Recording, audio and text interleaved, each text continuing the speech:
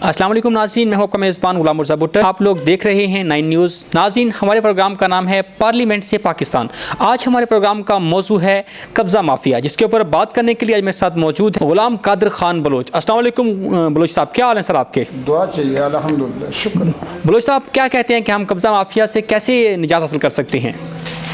कब्ज़ा माफिया से निजात आसान है, लेकिन शर्त है कि कब्ज़ा माफिया से कोई सटैन कौन लेगा। कोई सटैन लेने को तैयार नहीं है कि कब्ज़ा माफिया कोई छोटा ग्रुप नहीं है।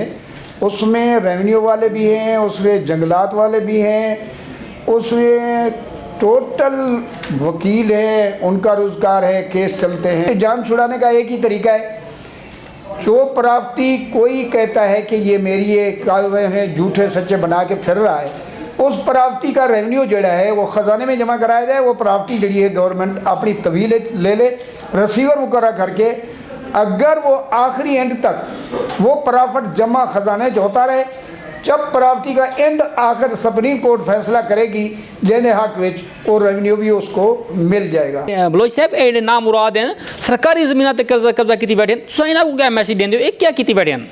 ये सब कुछ सरकारी लोग, ये जो जंगलात वाले हैं ये इन्वाल है और रेवेन्यू अनवाल है, ये सारा कुछ मिल के हो रहा है। जब तक ये कब्ज़े को वापस करा के और इन लोगों को बोले जो इनकी चौकीदारी करनी है, जंगलात वाले जो हैं वो क्या करते हैं, किस लिए तनख्वाह ख़जाने से ले जा रहे हैं, ये खुद कब्ज़े कराते हैं, खुद लकड़ी कटवाते हैं, खुद ये सारा काम करा रहे हैं।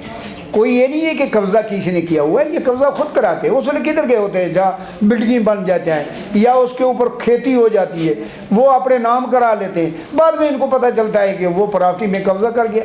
ये कब्ज़ा जान छुड़वाना गवर्नमेंट का अभी भी मेरा मशवरा है, फ़ौरन जिस प्रॉपर्टी की निशानदेही है कि ये नाजायज़ है, उसका रेवेन्यू जो है वो ख़जाने में आ जाए। बलोच साहब, आप बता सकते हैं गवर्नमेंट ऑफ पाकिस्तान इसके ऊपर कैसे एक्शन ले सकती है? और एक्शन लेना इनके ऊपर आसान है, 1 मिनट का काम है। अगर हकीकत में ये एक्शन लेना है तो जो लोग काबिज हैं उन लोगों से वापस की जाए, इसका रिसीवर मुकर्रर करके किसी के हवाले की जाए। अगर वो कहते हैं डॉक्यूमेंट हैं हमारे पास, वो डॉक्यूमेंट जब तक आखिरी नहीं सुप्रीम कोर्ट तक डॉक्यूमेंट अपने सही नहीं बनाते, वो तक रेवेन्यू ख़जाने में जमा हो, ख़जाने में पड़ा रहे, और ना इनको मिले, ना ये डॉक्यूमेंट जेली बना सकें, ना ये या गवाह जेली ख़रीद सकें, ना ये रेवेन्यू ख़रीद सकें, ना ये वकील। घर से तो पैसा एक ही नहीं लगाने को तैयार, ये पैसा रेवेन्यू का वो उसका प्रॉफिट का है, प्रॉफिट के हर चीज़ खरीद रहे हैं।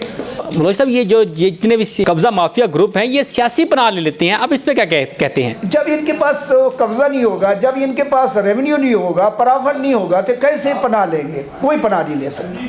एक ही दवा है इनका, इलाज है।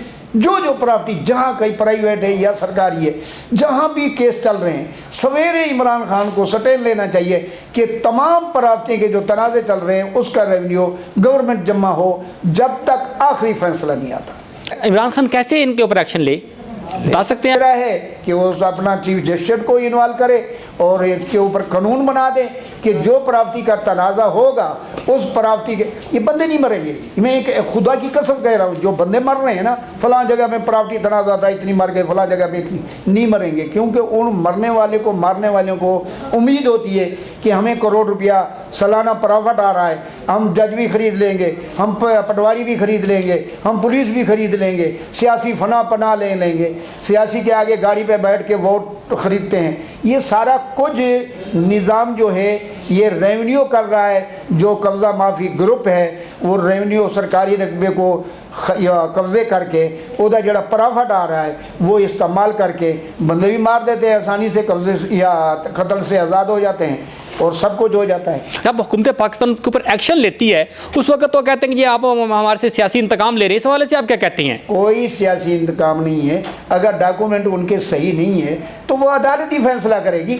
अदालत तो पहले फैसला दे चुकी है। मैं वो डॉक्यूमेंट दिखाना चाहता हूँ जो अदालत या रेवेन्यू सीनियर मेंबर लिख रहा है कि ये तमाम फ्रॉड है जिसमें इतनी नई भी गुजर रहे हैं, मेरे पास सबूत पड़े।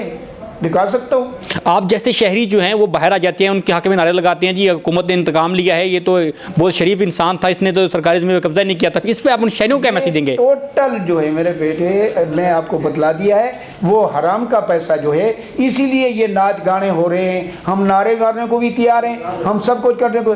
500 रुपये दिहाड़ी नहीं मिलती, अगर जिसको 1000 दो सवेरे नारे मारने के लिए, मुझे 1 करोड़ रुपया दे दो, मैं फरी कुछ 500 आदमी इधर खड़ा कर देता हूँ।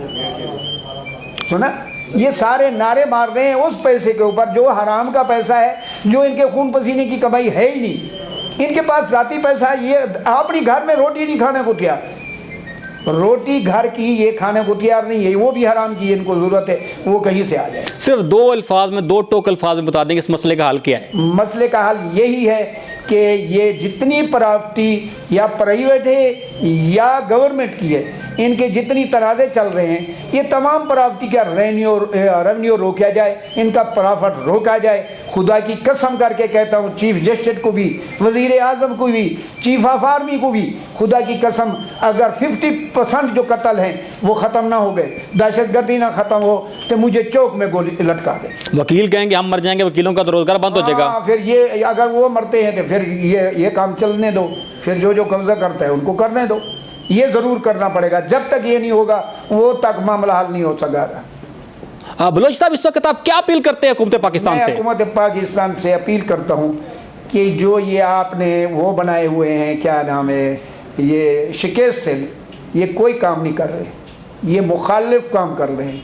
वो लोगों को ऐसे पता चलता है जैसे थाने में मुलजिम पहुँच जाता है। इनको हदायत की जाए, जो आदमी दरख्वास्त देता है, उस जहाँ गई है वो दरख्वास्त, उससे किसी ने टेलीफोन करके पता किया है कि हमने दरख्वास्त यहाँ से मार की थी, उसका जवाब क्या है और क्या कर रहे हो, कहाँ को पहुँची है। लोग इस वजह से तंग हैं इमरान खान से कि ये जो लोग बैठे हुए हैं वो जो शिकायत सेल में, वो ऐसा सलूक कर रहे हैं कि जो आदमी जाता है उनको दरख्वास्त देने के लिए, पहले तो वो उसकी तशवीश होती है, वो ऐसे अजाब में फंस जाता है जैसे वो थाने में एक मुलजिम पहुंच जाता है। जो आज मुझे, अल्लाह उसको देगा सलामत रखे, नैब के जज ने आज 1.5 साल के बाद फैसला दिया मेरे बरी होने के बाद कि ये प्रॉपर्टी जो है नाजायज़ थी और जो जिसने नाम कराई है इसको काला दम करार दे के फौरी ये काला दम किया जाए। नैब पे तो लोग बड़ी बातें कह रहे हैं, नैब इंसाफ नहीं करी, सो बंद कर देना चाहिए। मैं चेयरमैन नैब को अपील करता हूं, आप जो लोग प्राइवेट मेरे जैसे जुल्म में पीस रहे हैं, आप उनकी देखभाल करें कि क्यों हुए थे। बलोच साहब, इस वक्त आप इन पिटवारियों को क्या मैसेज देंगे जो एक बंदे की ज़मीन होती है कि दूसरे बंदे के नाम कर देते हैं पैसे लेके?